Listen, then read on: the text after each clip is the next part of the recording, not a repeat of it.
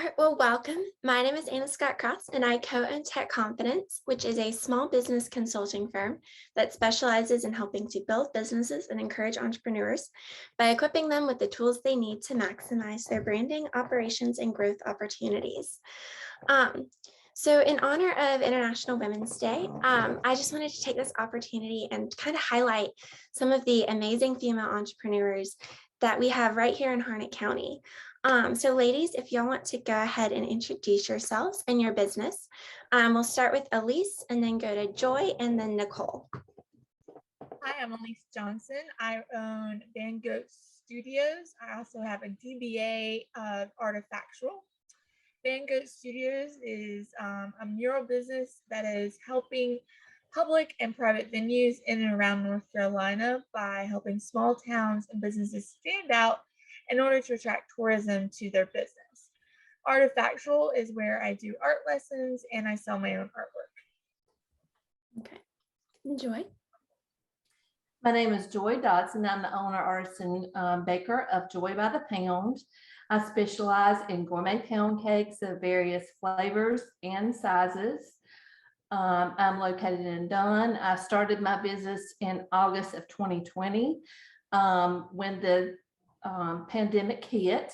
I was working with children for probably 13 years and decided that I wanted to do something on my own, and with the help of friends and family, that's where it all began. And I also love just being my own boss, and I have my own hours, and it's just great to have something that I love to do. And Nicole. Hi, I'm Nicole Pond, and I am the owner of the Yellowbird Company. We're an all-natural skincare company here in Fuquay, and I have been in business since 2015. We sell on Amazon, our own website, and we also do wholesale. So it has been quite the adventure. And soon we will also be opening another business called the Soap Bar, which is going to be like a refillery and a local mercantile here in Andrew, North Carolina. Yay! We're so excited.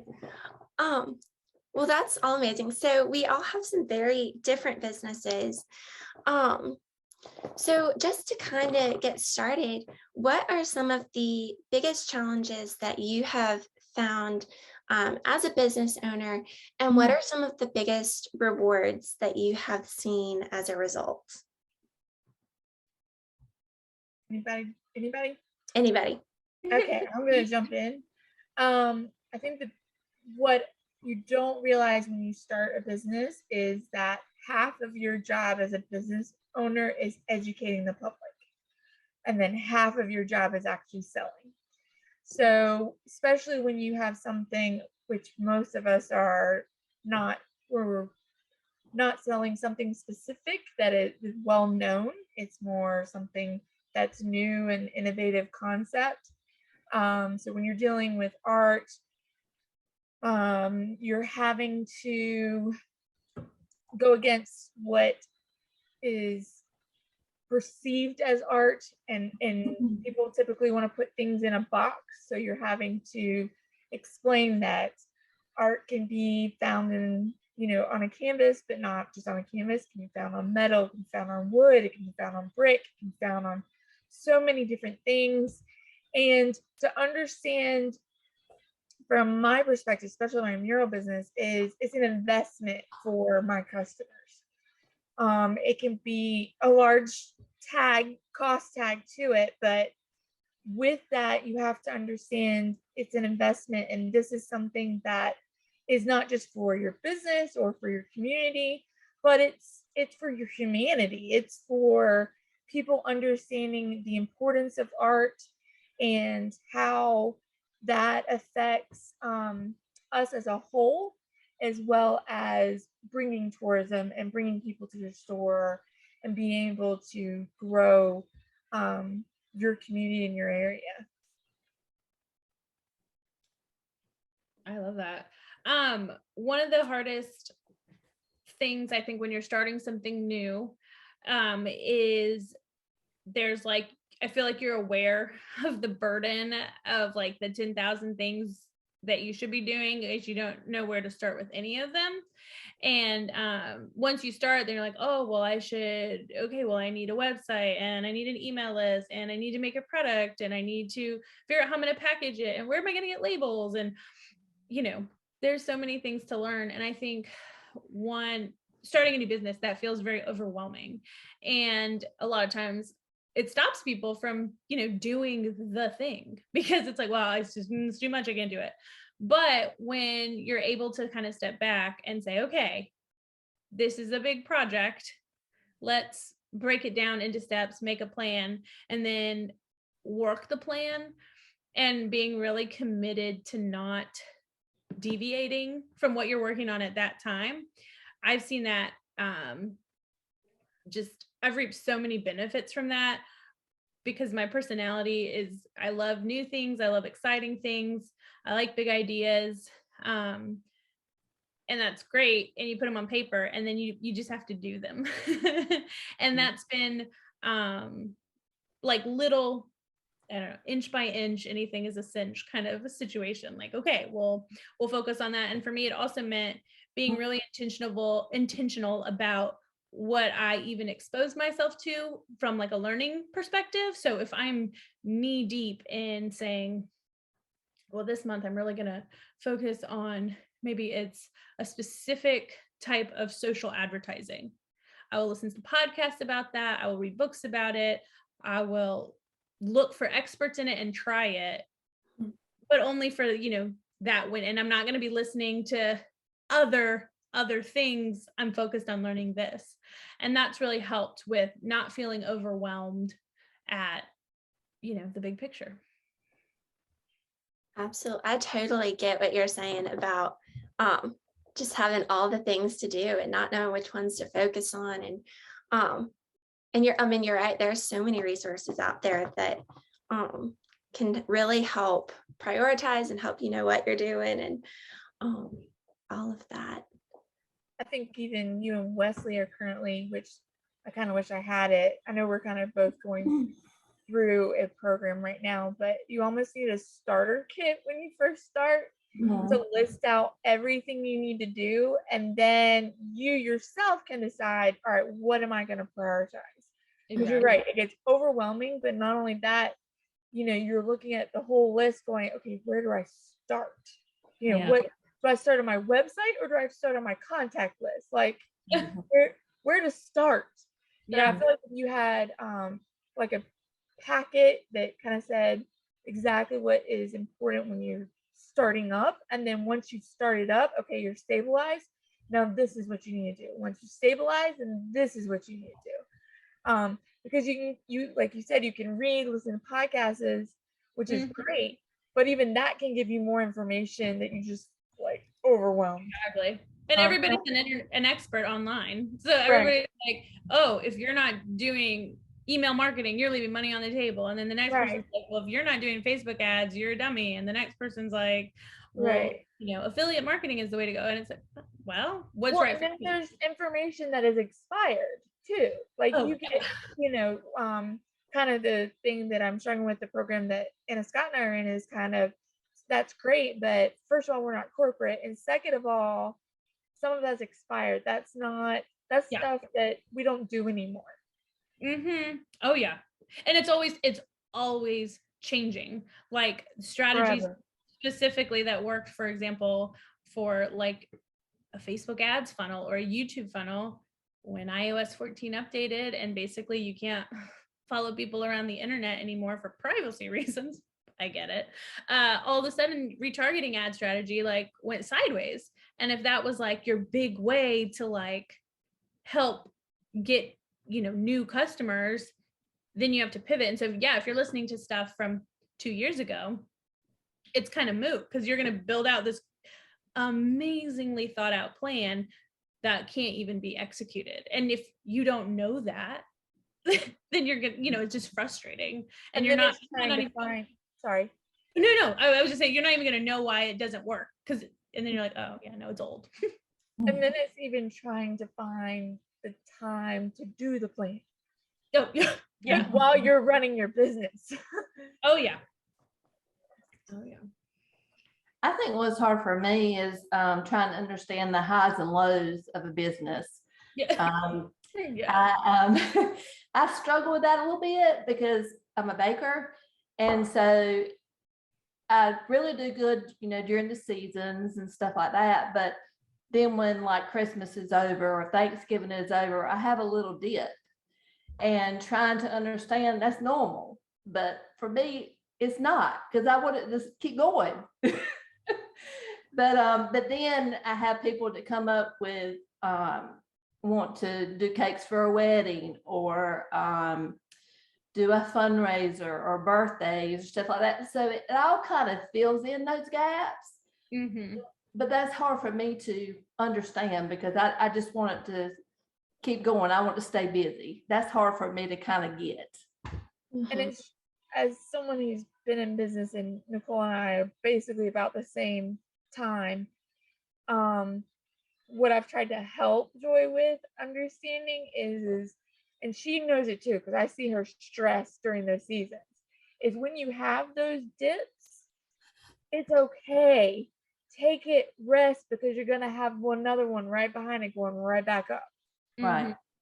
Because while you're in the middle of it, you're like, I never get a break.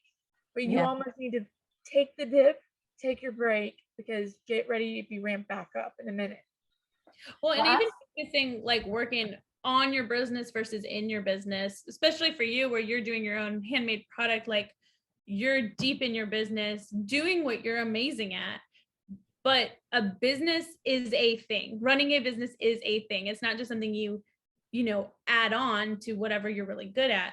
So when there's less baking things, that's the time to go back, look at what worked, look at what you're like, I never want to do that again. How can I make a plan? Right. Learning, and then you can put your business hat aside when it's like Thanksgiving, insane business season.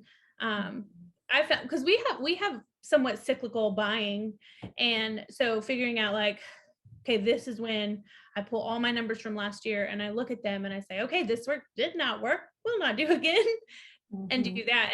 And that's really good, because it gives your business the power to keep growing. And so that when you're in baking time, it's, twice as effective. Right.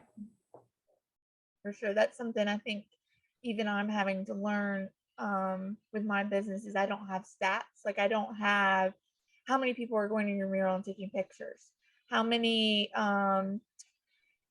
how much foot traffic has the business received since putting a mural. And so that's something that I'm having to figure out. How am I going to track that information so that I can reutilize that for a promotion for my murals, and go to a business person and say, look, this is brought in my murals that I've done.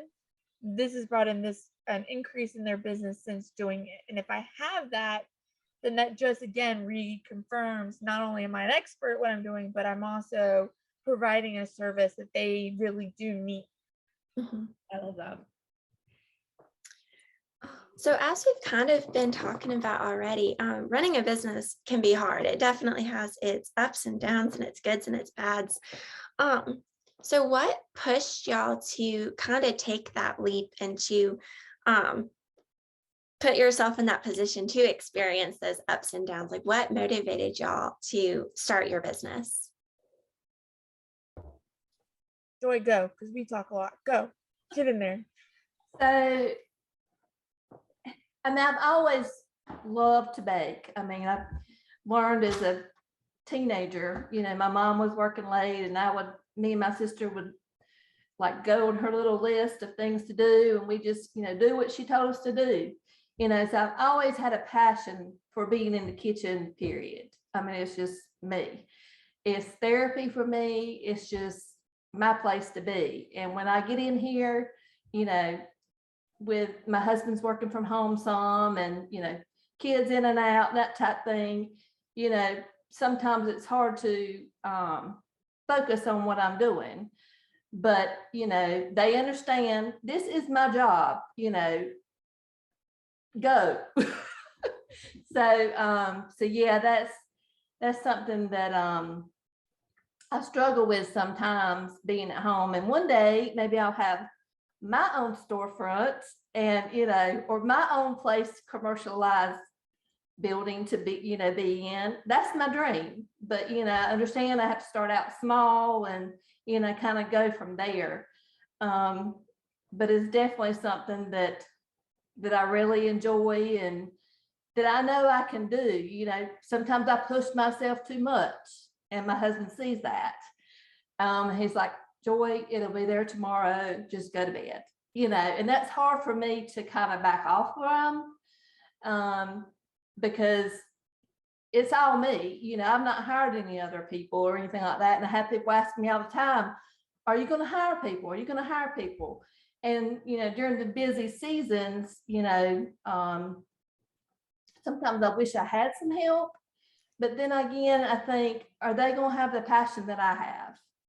I just want the kid, keep the passion in it and not like, oh, I have to do this now, or, have somebody that's not going to be substantial to my business. So one day I'm going to get there, but, it's baby steps. This is my second year, so I'm learning a lot. I'm learning a lot from other people. I've had so much support from other small businesses. It's crazy. I mean, it's just, that's how I've learned a lot. Mm-hmm. But I would say, just like any business, the reason I started my business is I saw a need. So I saw a need for myself. I was teaching and selling my art. I love teaching, but my goal now and moving forward with my business is to sell my art. And I was seeing that living rural is very difficult to get large pieces of your artwork sold. I can do smaller pieces. I can team up with boutiques and that kind of sort of thing and sell and move that direction. But if I wanted something large or impactful, I was not going to get that in a rural setting. I would have to go to a city. And that's not what I want to do. That's not what I want to show my students or any other artists that live locally with me, because I don't think you should have to live New York, San Francisco, Raleigh to be able to do what your passion is. I want to live rural. I choose this lifestyle. Yes. So my way of doing that was, I also was looking at my communities, and Dunn was a part of Main Street, which is a rejuvenation. North Carolina Main Street tries to rejuvenize small towns. And part of the thing that they were talking about was incorporating art. So Andrew got a grant that way. So Andrew kicked Van Gogh off pretty hard. I had already been starting, but they were a big push for me. Now I have 4 murals in Andrew, 1 in Coates, 1 in Dunn. I'm getting ready to start another one in Dunn. It's going to actually be on an electrical box, which again goes back to educating the public. It doesn't have to be on a wall. Give me anything and I can paint it. Yeah. So and that's great. I mean, there's foot traffic coming to those communities, and I want to be able to do that for other small towns in the state of North Carolina. I love that. I started my business accidentally, pretty much. Yeah. Because I did see a need, and the Lord had just placed the right people in my life. So 7 years ago, of course, Amazon Prime was already a thing. And if this was right before, I think Amazon bought Whole Foods, but people with a lot of skincare sensitivity, whether it's fragrance or soy, those are like the 2 most common allergies. In order to find any type of skincare product, you pretty much had to go to Whole Foods, and there's the price with that, so even all natural products, most of the tocopherol preservative is soy based, and people who don't have a soy allergy are completely unaware that like it pretty much knocks out most products. So then having connections with a manufacturer that I said, hey, I want to make this. I want to make something accessible and affordable to people, and that works, right? For people, because it was my nieces and nephews who were very allergic to soy. And my sister was like, I cannot find anything to do that. And so I was like, well, just so happened to know this, person. And like, again, it was the Lord's timing of all these different pieces. And I was like, well, will you make this for me? He's like, okay, sure. And so a brand was born, and I thought, well, this will be fun. Amazon was just their program where we send in product to their warehouse and then they ship it out, right? Because I had a 2-year-old and a 6-month-old. So I'm not trying to be, mailing individual packages out to people. So something that also fit our business model, where like I can come up with it, I can learn how to brand, I can get it on Amazon. Like that's the accessibility part of our business. So anybody can find it easily, and it took off. And so it started by filling a need, but I never set out to, I'm going to start a business that's going to, support our family and grow to this size and do X, Y, and Z. I love a good goal. Don't get me wrong. I love a good goal. I write explicit, measurable goals every year. It was never one. It was just like, this could be fun. Why not? And that's kind of the story of most of my business. Well, why not? Yeah, it could be fun. What's the worst that can happen? And my husband also, he works full time. We have several employees. He has an opposite personality than I do. And I think that is such a gift, because it complements what we do. And we homeschool. I have 3 girls now. We kept adding them. So I have 3 now. And we homeschool and stuff. And I love it. And it's wonderful. Cause like you were saying, Elise, like we chose this life, where we live, what we do. And that's such a gift. And so we also get the privilege of building the business to empower that lifestyle, right? Like I feel very called to be home and to homeschool and to do that. And I'm thankful for this business. So how can I structure how the business runs and what we do to fit around that? It was just a really fun accident. And I'm really glad, because I think when you just accidentally kind of are like, well, this could be great, you have a really blessed sense of naivete and you have no idea how, and it's good, like how hard or some of the really fun problems you get to solve. That's how we say it. You get to be super creative all the time. And so not knowing is such a gift, because or else you can really I feel like you can definitely talk yourself out of it. Yeah, I was going to say, if you probably knew, you probably wouldn't do it. Yeah, it would take a lot of the fun out of it, at least. Like you're like, oh, it's worth it. But you'd kind of, I feel like, trudge a lot more versus just being surprised by a new adventure.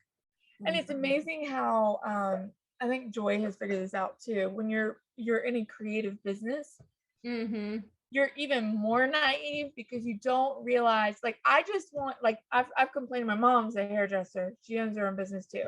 And there's been times that I've called her, I'm like, I don't want to do the administrative part. I just want to show up and paint. That's it. And I have a business mentor, and she's getting to the point where, and I recommend, if you don't have one, get one. Because she tells you what you don't want to hear.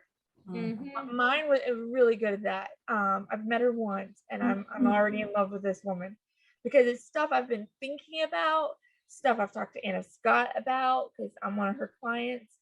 And Anna Scott's like, yeah, you need to do this. That sounds good. Yeah, you need to do this. And then like my mentor's like, no, you need to do this. You need to stop what you're doing and do it. Yeah. And I was like, I talked to Anna Scott afterwards, and I was like, my feelings are like hurt, but also like, I need to do this. Right. You need, and I think at any point, like, even if you don't have a mentor like constantly, like, I feel like when you're in different stages and you're transitioning, you need to seek out another mentor, because they're not related to you. Exactly. They're not gonna be like, oh, you're doing so good. They're not gonna be your little cheerleader. They're gonna be, you can do this and you need to do it now. Right. And you need that pushback. Absolutely. Yeah, I mean, it's kind of like going to the gym and getting a trainer that's just yours. Like, Yes. yeah, you can, there's so many amazing resources online. You can sign up for anything and get the classes and the program and the meal. But if you have someone who knows you and who has experience, you're not going to hire just anyone who's like, oh, I'm a trainer. You're like, okay, well, Yeah. okay. And even you kind of go through a couple trainers till you find the right one that fits you. Yeah. And then they're just going to be there and they're going to be right on with it. And in essence, they truly are your biggest cheerleader because they want you to actually succeed. Right. And yeah, it's okay if you're mad at them. Like, they're doing their job. I think with, and I'm finding this out, I'm the baby in the group. So I'm finding out a lot of stuff. I think there was one time last year, I was very overwhelmed. Mm-hmm. And I was concerned myself, and I think a few others were concerned for me as far as my mental health. I mean, if you get to the point where you just, hey, I got to slow down, I got to do something, I got to talk to somebody, I got to that point. Oh, yeah. And I just needed somebody to kind of just make me refocus on what I was doing and, just kind of take a breath and then go on, but that's hard sometimes when you just get in this rut of go, go, go, go, do, and, you don't know what to do. Mm-hmm. Yeah. Oh, I definitely get that. There's always so many fun things to keep learning and trying. And I think having an attitude that looks at growth and which brings a lot more responsibility, and looking at problems as like just the next problem to solve and kind of separate a lot of the emotion out. I think it's really helpful, and just being like, oh, okay, well, now I'm going to learn about this because it's what we're doing. So like with the Yellow Bird, we really focused on the first channel we were on was Amazon because we wanted it to be accessible to people. Like, that was a core belief of our brand. Mm-hmm. And then when that did really well, my husband quit his job and came home. I mean, he was definitely a part of it from the beginning, but then he was able to like really get in. And then we really focused on our own, like we had that going and we'd learned a lot and we kept it going. And then we really worked on our own brand and our own website and learning what that meant and building our tribe around there. And once that was established, then wholesale, so there was always that, like the next step. Well, so this is our 7-year anniversary is in May, right? Yeah, it's 2022. I don't know time. And so our brick and mortar, Lord willing, will open like 2 weeks before that. And that has been, even though I've been in business for a while, that's a whole new thing. It's a lot. It's a whole lot because it's, coordinating all kinds of things. And, there's questions about like, how are you going to set, like when you said DBA, this is what made me think of that. Like, how are you going to set it up? And so we're deciding that, okay, we're going to set it up as a separate LLC from our current LLC. The only reason you worry about entities is for protection, basically. And then figuring out how they're going to interact and stuff. It's just, it can feel overwhelming, except we get to choose like how we look at it and be like, okay, well, I'll find an expert. You were talking about a business mentor. I'll go to an amazing local lawyer, have a conversation. This is literally what they do. And then make a decision and then go with it. And then guess what? If I hate this decision, almost anything can be reworked. And like, analysis paralysis is like something you just gotta kind of say, okay, we'll try it. And if it's terrible, then we'll stop. This is like, that's kind of how, we get to look at things. And with business, there have been a lot of things that I've tried that have been like, well, that was a fun learning experience. I will not do that again. Okay, so then to wrap up, if y'all just want to kind of, we've talked about so many different ideas and advice and strategies and everything. So if y'all just want to kind of consolidate your advice for someone who is interested in starting a business, just kind of boil that down to like a one sentence blurb that you would tell them. Have a business plan. I like it. I would say why not? Like put your idea down and just try. Mhm. Absolutely. Joy. Don't be scared. Just jump out there and step out of your comfort zone and do what you love. I love it. Well, thank you all so much for joining me today. It has been so lovely talking to you all and hearing about all of your businesses and your experience. And I have just loved this so much.